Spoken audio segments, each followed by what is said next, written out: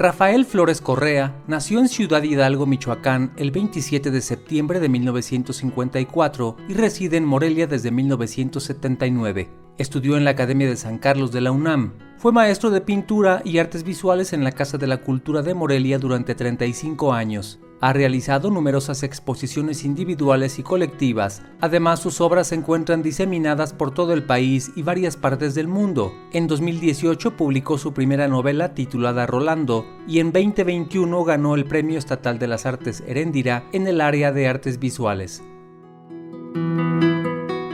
Comencé a pintar hace medio siglo, quizá un poco más.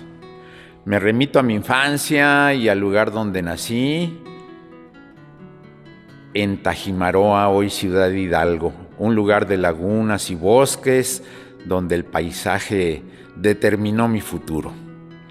La sensación de frío, el olor del bosque, el color de los lagos, siempre fue como algo muy inspirador para mí. Y me sentí a Claudio Monet en aquel tiempo, pintando esos paisajes ciudadhidalguenses. A partir de ahí creció pues algo que se convirtió en una aventura de vida, que es la pintura. Y llegó un momento en que hubo una especie de epifanía donde supe que me debería de dedicar de lleno por el resto de mi vida a pintar. Fue como una revelación y decidí que esa era la manera correcta de transcurrir. Entonces mi amor por la pintura ha sido invariable y me he encontrado con muchas sorpresas a través del tiempo. Me había impulsado a vivir en la Ciudad de México porque quería estudiar en la Academia de San Carlos. Siempre fue un sueño como desde niño que empecé a oír hablar de esa escuela y bueno, fui a dar ahí. Después de salir de la prepa me metí a estudiar la licenciatura en artes visuales. Estuve 5 años y conviví con unos maestrazos del arte mexicano como Felipe Ehrenberg, como Ricardo Rocha, Gilberto Aceves Navarro, Armando Michúa, unas eminencias. Y a través de ellos encontré mi camino, no necesariamente en recibir una influencia estilística, pero sí una experiencia de vida, el contacto con otros pintores jóvenes de aquel entonces y con los grandes maestros ya maduros. Y a través de eso me metí al arte. Las clases de Gilberto Aceves Navarro me marcaron mucho porque se trataba de dibujo de figura humana y entonces ahí encontré mi tema determinante. No lo sabía hasta entonces, pero cuando empecé a dibujar el cuerpo humano, me di cuenta que era una manera excelente de hablar de mí mismo, de hablar del prójimo, de elegir el tema de lo humano como algo que me iba a representar a mí mismo, no solo por la belleza física o por la sensualidad o la sexualidad que están implícitas en el cuerpo, sino por todas las emociones, todas las vivencias, todas las sensaciones que se pueden experimentar a través del cuerpo, la vista, el oído, el gusto, el olfato, a las emociones, la tristeza, la alegría, el coraje, todo está implícito en el cuerpo. Pintar caras, pintar manos, pintar cuerpos, es una manera de referirse a uno mismo. Y también me gusta mucho pintar niños, pintar ancianos, pintar mujeres y hombres, gordos, flacos, chaparros, altos, todos los cuerpos del mundo. Y a través de eso llegué al cuerpo de los animales también y posteriormente al cuerpo de las plantas, y entonces se ha convertido en un asunto de la naturaleza total. En la naturaleza encontramos todo, toda la vida, y yo trato de relacionar el cuerpo humano con todos los elementos del paisaje, de la biología, de la zoología, para hacer una construcción más universal. Y entiendo que en eso está el sentido del arte, al menos para mí. Es una manera de reencontrar mi propio cuerpo y mi propia vida a través de los cuerpos ajenos, y también de ver que la naturaleza pues es un gran regalo del universo, que estamos inmersos en ella. Y a fin de cuentas me doy cuenta que pintar es una especie de estado de gracia, no en un sentido religioso, pero sí espiritual. Pintar es el aquí y el ahora. Cuando tengo el pincel en la mano, siento que estoy en una especie de burbuja donde las cosas fluyen y me integro al movimiento cósmico desde un lugar reducido de mi taller. Puedo estar en contacto con esa gran gloria universal que es la naturaleza y el universo. De esa manera pintar pues es como reflejar todo lo que nos rodea y como descubrir la parte más sensible e íntima mía a través de los colores y las formas. Con el tiempo, después de estudiar en la Ciudad de México, vine a Morelia, que desde luego conocía desde niño, y fue como una manera de encontrar una ciudad a mi medida, ni tan monstruosa como el entonces llamado DF, ni tan pequeña como mi pueblo querido, Ciudad Hidalgo. Una ciudad intermedia que además tiene una hermosura y una gracia portentosa. Y desde el principio me sentí a gusto aquí. Llegué a dar clases, me clavé durante 35 años haciéndolo en la Casa de la Cultura, conocí un montón de chamacos y chamacas que ahora son mis amigos, aprendimos juntos muchas cosas, me enseñaron muchas cosas y traté de enseñarles otras, convivimos, experimentamos la pintura, indagamos en la historia del arte y se fue conformando un mundo muy grande. Y a la vez yo desarrollando mi obra personal a través de la figura humana y de otros temas, incluí la ciudad, la arquitectura, llevé mi pintura por derroteros del expresionismo, destrozando, destripando el cuerpo, desmembrándolo, y luego volví a recomponerlo en una especie de rompecabezas que casi llegaba a la abstracción. Y luego finalmente aterricé en las aguas dulces del surrealismo, donde los cuerpos se volvieron de agua, de madera, de tierra, de fuego, y encontré la imbricación entre los cuerpos humanos y animales. Fluyó la fantasía, adoré a Dalí, a Magritte, a Max Ernst. A través de ellos encontré como una visión mágica del cuerpo, porque las cosas mágicas están en el aire y en nuestro México querido más aún. Ya decía Breton que México era el país más surrealista del mundo, y Dalí dijo que no viviría en México porque le costaba vivir en un país que era más surrealista que él mismo. Y nosotros lo podemos comprobar a diario. Así que buena parte de mi trabajo ha fluido por las aguas del surrealismo, y me siento feliz de que eso haya sucedido, porque ahí está el mundo del sueño y de la realidad, está el mundo de la fantasía, pero también de la realidad más cruda. Todo se puede encontrar allí en el surrealismo. Ahora actualmente estoy tratando de hacer un recuento de estilos, y entonces otra vez vuelven a venir los resabios del expresionismo, de la abstracción geométrica, del hiperrealismo más profundo, y trato de hacer un balance y un equilibrio entre todos estos estilos para conformar lo que ha de ser lo mío. Actualmente siento que ya tengo una...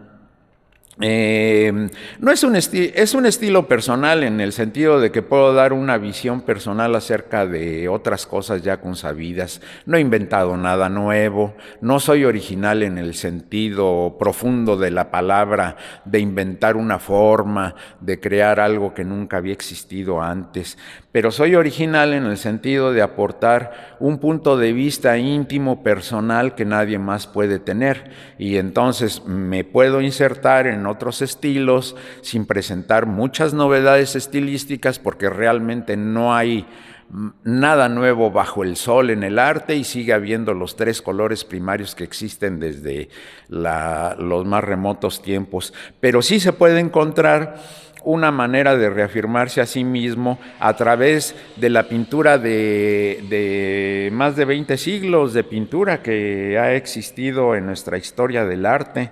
Entonces siento que tengo un lugar propio, que me lo gané a pulso, por decirlo así, y que me ha funcionado excelentemente, porque es una manera de reivindicar mi propia persona y de sentirme satisfecho con mi vida como creador.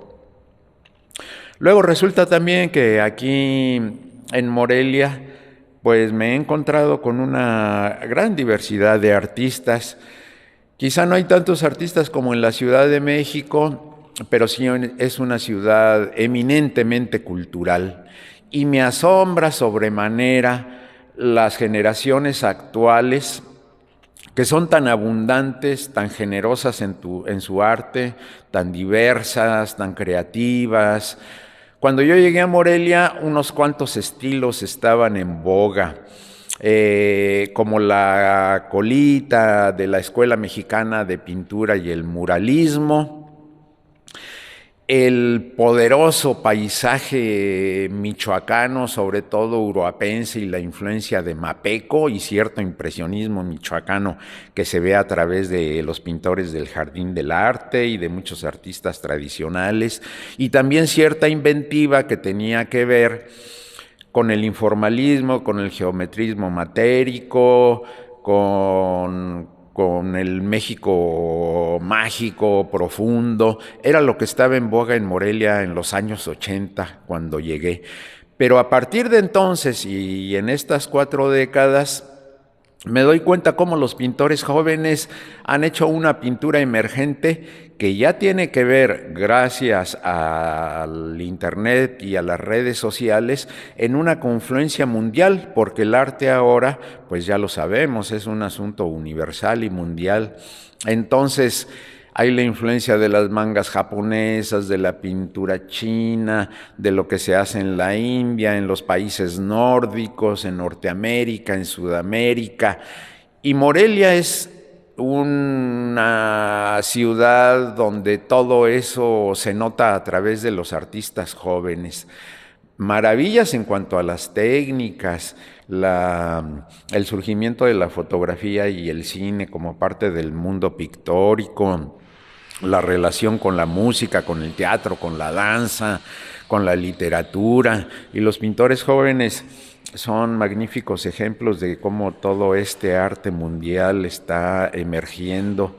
Si uno va a los museos morelianos, como por ejemplo lo que se exhibe aquí en el Palacio Clavijero, donde estamos haciendo esta entrevista, nos vamos a dar cuenta de la diversidad del arte moreliano y michoacano.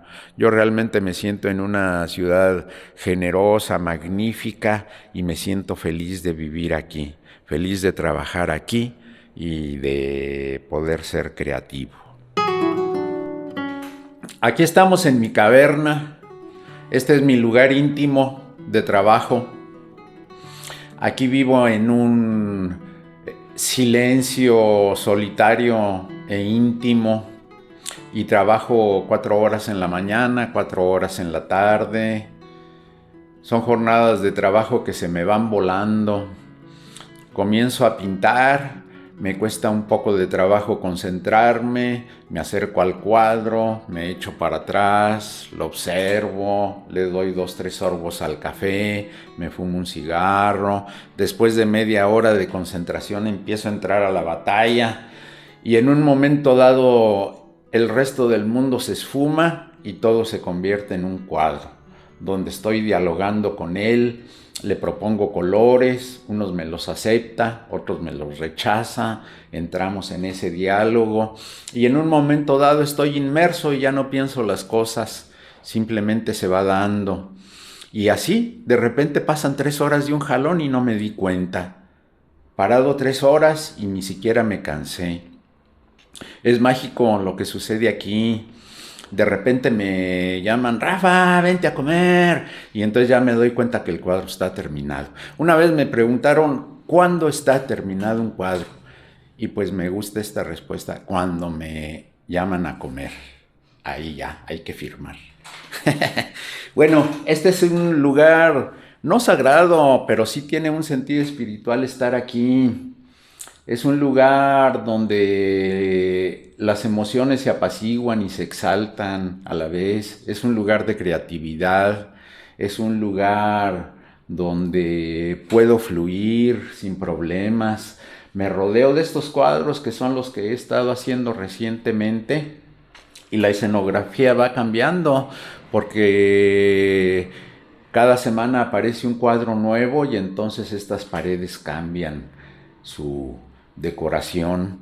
Y entonces un cuadro me lleva a otro. Tengo una idea, esta idea me lleva a la siguiente y esta la otra. Y son como capítulos de un libro. Después de que pasan algunos meses de trabajo, me doy cuenta de lo que estaba tratando de decir y de lo que significan estos cuadros. Inicialmente no pienso qué significa un cuadro, qué quiero decir con un cuadro, no lo sé. Son imágenes que vienen como si fuera el sueño, digamos, generalmente la figura humana en relación a la naturaleza, pero son escenas fantasiosas porque son cosas que reconocemos pero que en la realidad quizá no pueden suceder, como una catedral que flota en el cielo, como unas burbujas que aparecen de la nada, como un cuerpo que no tiene piernas. Todo esto son imágenes que de alguna manera se me imponen en la mente o que surgen del sueño o que de repente hay un chispazo en la cabeza que las hace visibles aun cuando no existen y las pinto. Y después de un tiempo y viendo varios cuadros juntos, me doy cuenta del sentido que tiene esto. Me doy cuenta que estoy jugando con los 4 elementos. Hay aire, hay agua, hay tierra, en otros hay fuego.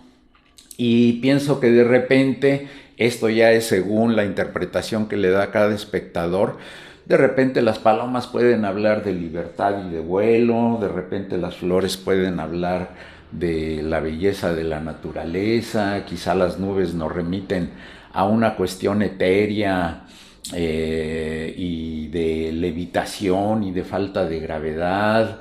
El cuerpo también nos remite a muchas sensaciones, a veces aparecen cuerpos grotescos, violentados, fuertes, a veces son muy delicados, muy apacibles, de manera que esas cosas las voy descubriendo cuando los cuadros ya están terminados y pasó cierto tiempo. El momento de la creación es impensable. Puedo pensar en los colores que estoy usando, en la composición que estoy tratando de construir, pero no entiendo el significado del cuadro hasta después de que está terminado. Y eso me gusta, porque las cosas no son planeadas, las cosas surgen y se plasman. Y ya después nos enteramos de lo que estaba tratando de decir. Y siento que para muchos pintores la cosa es así. Curiosamente no me gusta hacer encargos y parece una cuestión muy egoísta, pero siento que la pintura debe fluir desde el corazón y nadie puede entender lo que pasa en mi corazón más que yo mismo. Entonces la pintura siempre la he considerado como mi terreno muy personal, muy íntimo, y que a fin de cuentas se va a conectar con la sensibilidad de otros espectadores, de mis amigos, del público que va a las exposiciones. y quiero que eso fluya con la mayor libertad. Si siguiera la sugerencia o la idea de alguien que me encarga una pintura, pues ya no sería yo y prefiero no mentir. Prefiero ser auténtico en ese sentido de tener una libertad total. Más que un egoísmo, se trata como de un acto de conciencia personal. Así lo veo. Y me siento feliz aquí, me siento feliz entre los colores, creando formas. Son cosas que me cobijan, que me envuelven, que le dan sentido a mi vida. Cuando salgo, siento que respiro de otra manera, me siento más completo, o me quedo con espinitas clavadas de cosas que no pude pintar y que tenía en mente. Pero ese es un reto, de eso se trata pintar, y cada mañana me levanto con esa intención, muy estimulado, por cierto. Si no tuviera la pintura no me levantaría con el mismo ímpetu, le encontraría quizá la mitad de sentido a la vida, pero estar pintando aquí me permite fluir y ser yo mismo. No creo que sea la gran cosa en cuanto al arte comparado con los grandes pintores, pero me alienta mucho saber que puedo aportar un pequeño grano de arena para el inmenso mar del arte, como mi punto de vista muy personal de este asunto, y en la medida en que puedo pintar, pues esa es una satisfacción. No hay competencias porque el arte no son las Olimpiadas, tampoco hay medallas, tampoco hay comparaciones. Cada artista es diferente, cada pintor pinta lo suyo, y esa es una convivencia muy interesante, y pues este es lo que hago y este es mi mundo.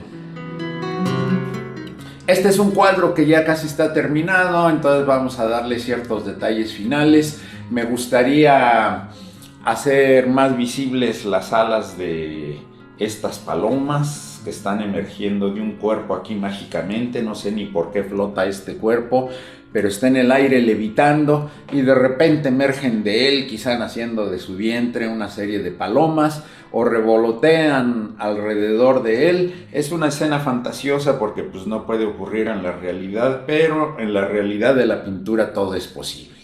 De manera que entonces vamos a darle ciertas luces a las alas para que brillen más. Yo me imagino que la luz viene de este lado y un poco de atrás, y eso produce ciertas transparencias aquí en las alitas. Entonces vamos a darle unas pinceladas para que se vaya notando. Y estoy haciendo un juego entre los azules y los amarillos, como vemos aquí en esta paloma. Entonces me voy imaginando cómo es la posibilidad de la luz sobre esto que ya tengo, y vamos creando algunos efectos más iluminados, dejando que la luz pase.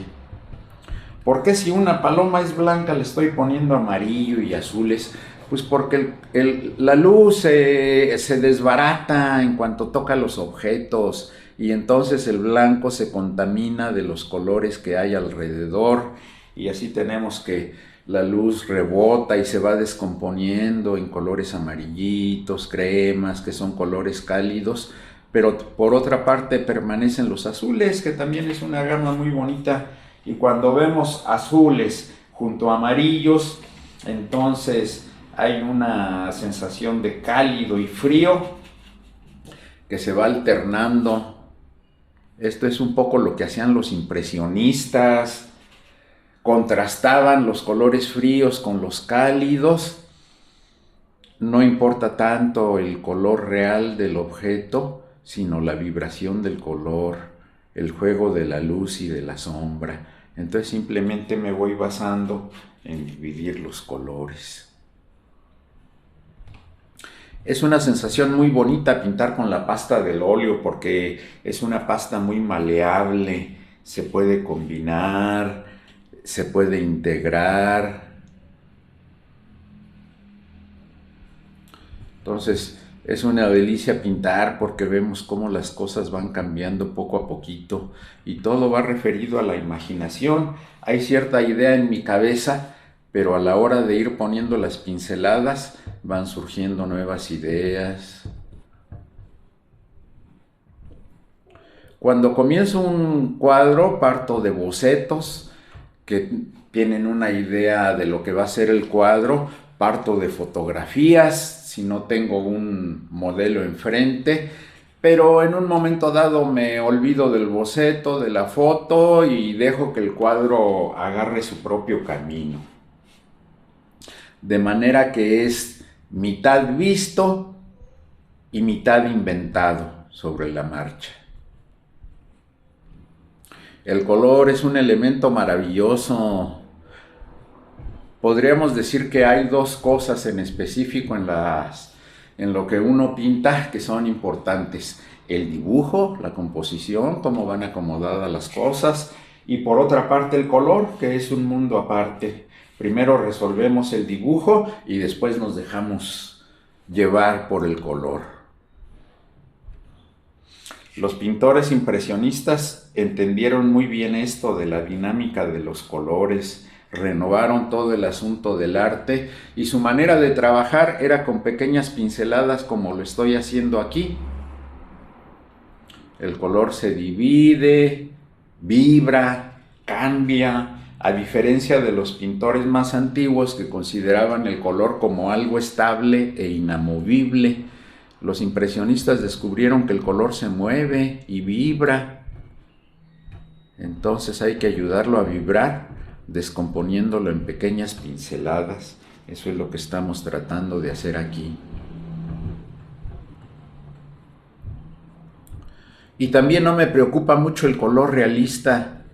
Sé que quizá unas piernas no pueden ser tan rosas, que quizá no puede haber estos azules por acá, porque sería rarísimo que una pierna sea la mitad rosa y la mitad azul, pero la magia de la pintura nos permite hacer estos rebotes de color que luego le dan al cuadro como una coherencia más atmosférica, digamos.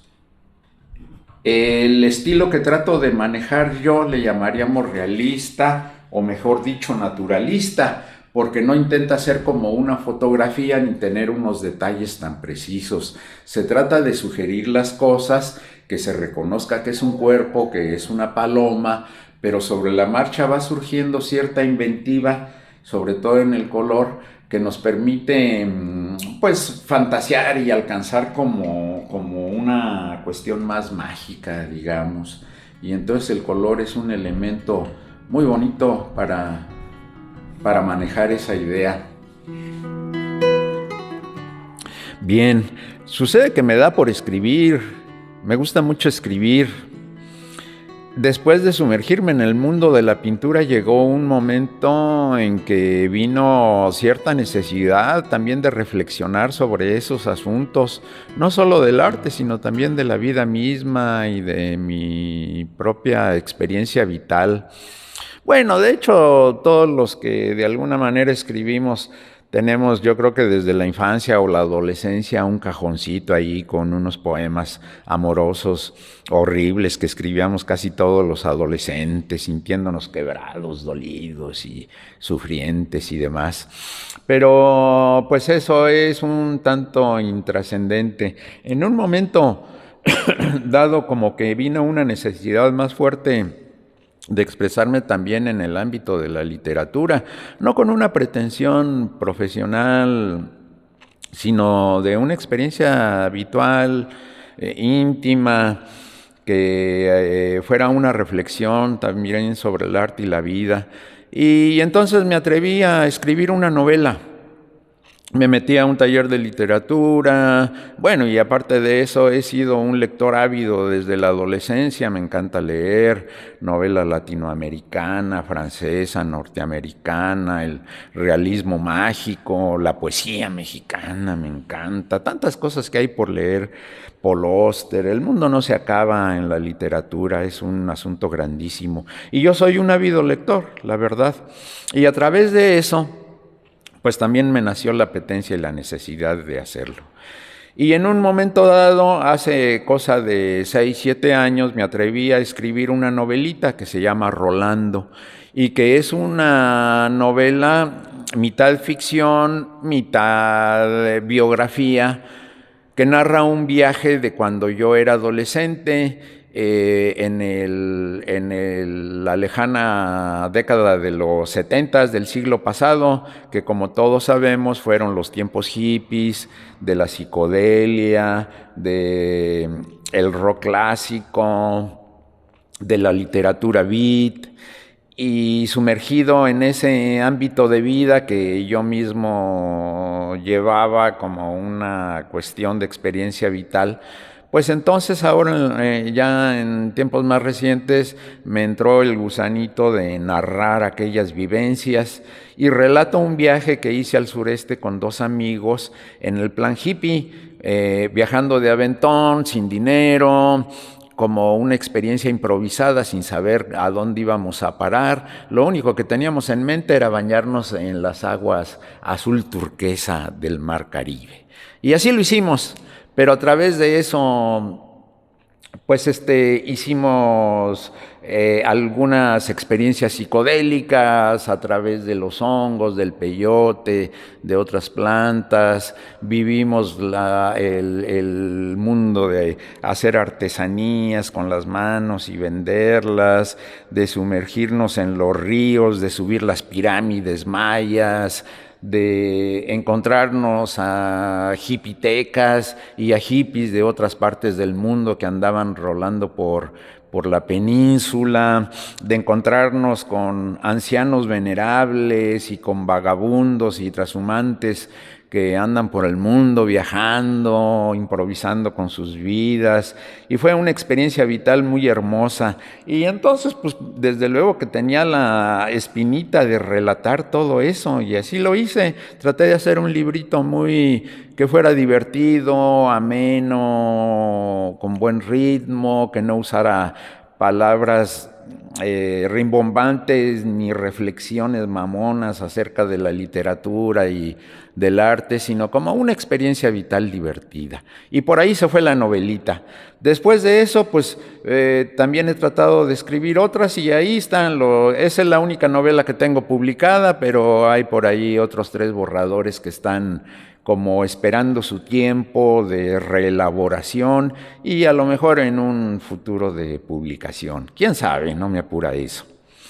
Pero a la vez tengo otra costumbre, otra maña u otra manía que también me encanta, y es que durante los 35 años que di clases en la Casa de la Cultura de Morelia, pues dedicábamos un día de la semana exclusivamente para mirar pintura y reflexionar sobre ella. Veíamos diferentes autores, pintores interesantes, estilos interesantes, y con mis alumnos comentábamos los cuadros, hacíamos una reflexión, y cuando dejé de dar clases me quedé con ese hueco. Así que en un momento determinado, mi querida Silvia, mi esposa, me sugirió que siguiera haciendo esa clase, pero a través de las redes sociales. Y entonces, todos los domingos en mi página de Facebook publico una pequeña reseña que es como una clase de pintura en términos muy coloquiales y sencillos, pero que trato de que sean profundos, sobre reflexionar sobre la pintura de algún artista interesante, de un estilo o de un evento artístico que pueda ser interesante para mis amigos, para los interesados en el mundo del arte. Y entonces pues me doy vuela hablando de la pintura del Renacimiento, medieval, prehistórica, prehispánica, del arte contemporáneo, de los locos del surrealismo, de los magos del expresionismo, de los científicos del hiperrealismo. Y también me ha servido para encontrar los vasos comunicantes que hay entre las artes.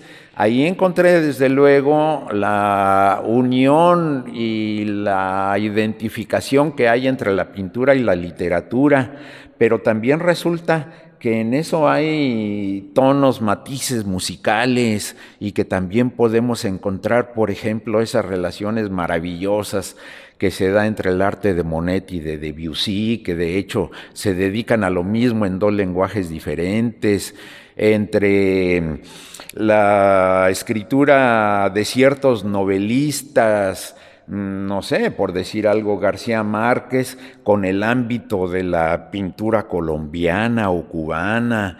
Es decir, entre las artes hay esos vasos comunicantes que están hablando de lo mismo y que conforman un mismo universo a través de sonidos, colores, palabras, olores, movimientos corporales, gestos.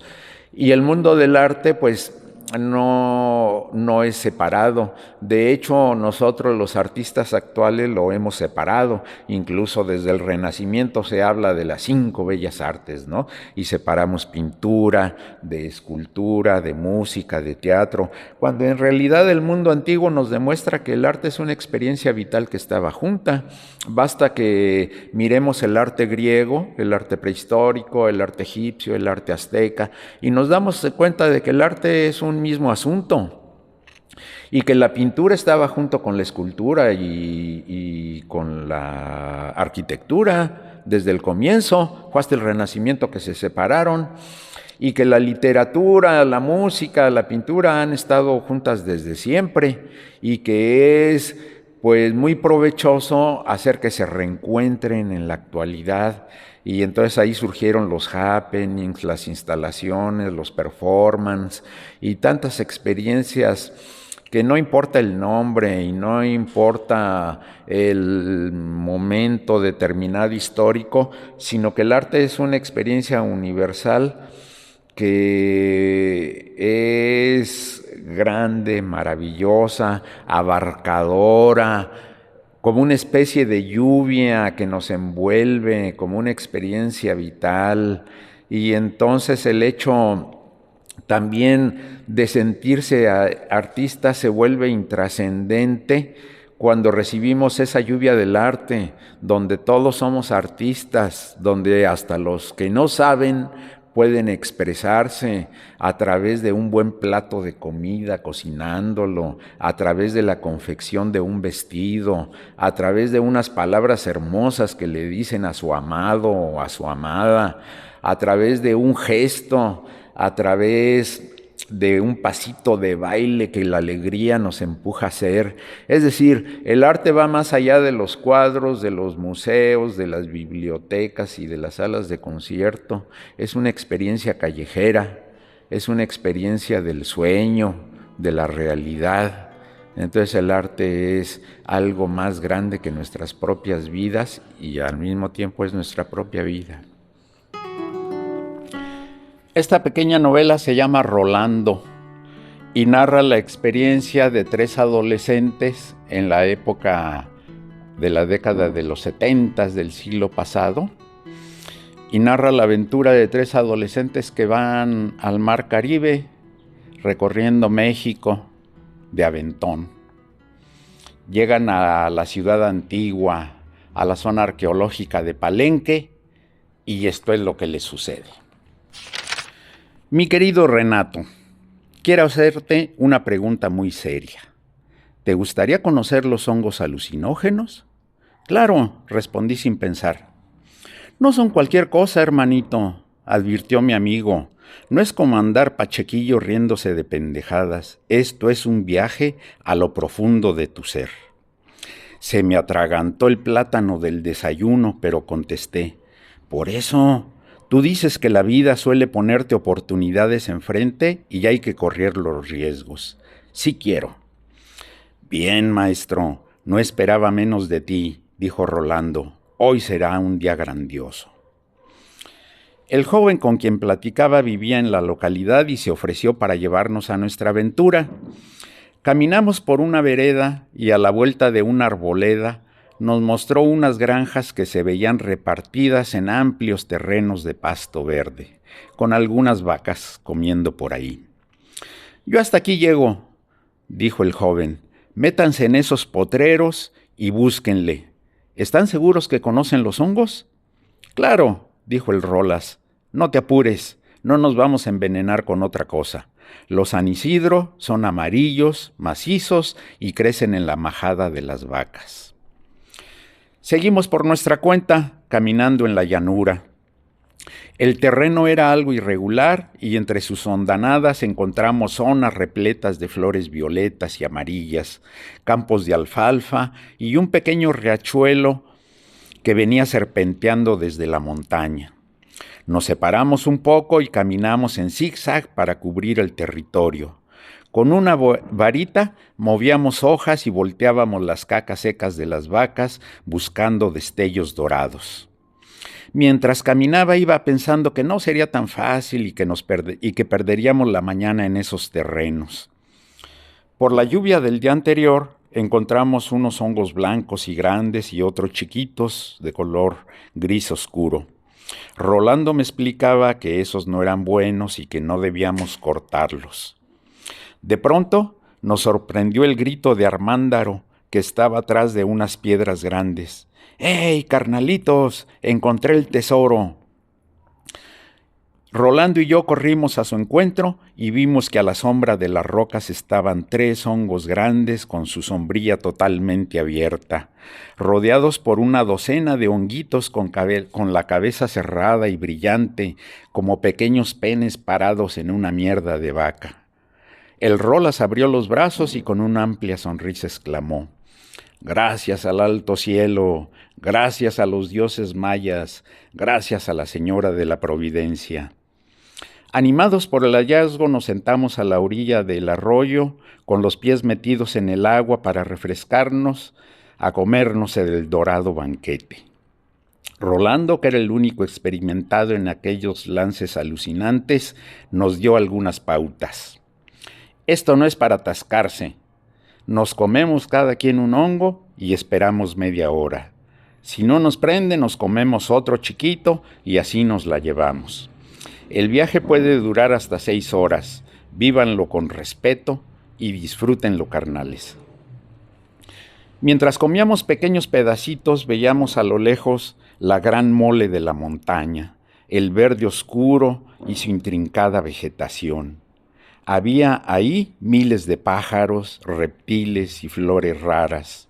A cierta altura de la montaña, entre los altos árboles, sobresalía una torre cuadrada y la punta de un templo prehispánico. Los hongos me supieron a carne. Su consistencia era suave y compacta, extrañamente pesada desde que bajaba por el esófago. Pensé que así sabría la carne humana. Era algo sagrado. Sentí un revuelo en el estómago, como si me hiciera consciente de los músculos que disolvían el hongo. Cuando lo comí todo, subió un aire espeso hasta mi boca y me salió un sonoro eructo que alivió la batalla intestinal. Luego vino un leve mareo y cierta somnolencia que me hizo recostarme de espaldas en el pasto. Creo que me dormí. Al menos me relajé hasta perder la noción del lugar donde estábamos. Con los ojos cerrados, miraba el interior de mi cuerpo que se prendía con una energía nueva y revitalizante. Una ola de color recorrió mi columna vertebral y se me erizaron los vellos de la espalda. La energía subió hasta la cabeza y una burbuja reventó en mi nuca, lo que me hizo abrir los ojos de golpe y reincorporarme. Rolando y Armándaro estaban sentados en silencio, mirando el paisaje. Sus pupilas estaban tan dilatadas que les cubrían casi todo el iris de los ojos.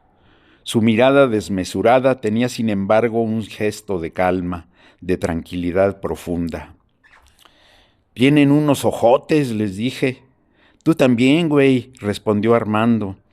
«¿Cómo te sientes?» «Ya llegué», contesté. «¿A dónde?», se rió el Rolas. «No sé, pero ya llegué. Vengo de adentro del cuerpo y de repente desperté». «Pues bienvenido, viajero», me dijo Rolando, sobándome el hombro. «¿Ves qué intenso es el flujo de la vida? En lo cotidiano andamos con 1000 pendejadas inútiles en la cabeza y no nos sumergimos en el torrente del aquí y el ahora, en el tiempo sagrado. «Órale, chamán», exclamó el armándaro, «qué viajezote estamos agarrando». ¿Y las ruinas? Nos levantamos como resortes y echamos a caminar animosos rumbo a la antigua ciudad maya. El pasto vibraba con miles de reflejos. Las piedras mostraban en su áspera superficie curiosos patrones geométricos. Respiraba y sentía que mis pulmones respiraban el aire completo, aspiraban el aire completo, saturado de aromas y colores. Cuando arribamos a la ciudad prehispánica de Palenque, casi nos fuimos de espaldas. Los viajeros llegamos al Nuevo Mundo, milenario pero novedoso para nosotros bajo la óptica honguera. Los edificios se levantaban entre la selva como si fueran parte de ella desde siempre. Las paredes repletas de relieve se desbordaban como plantas. Las cresterías que coronaban las construcciones parecían reptiles ondulantes. Cruzamos la explanada en el centro de la ciudad y entramos al palacio donde habitaron los reyes mayas. Recorrimos sus laberínticos corredores con la boca abierta hasta llegar a un patio interior. Arriba estaba el cielo de un azul fulgurante y a nuestro alrededor se erguía un misterio de piedra con más de 20 siglos, mudo y sin embargo elocuente en su presencia.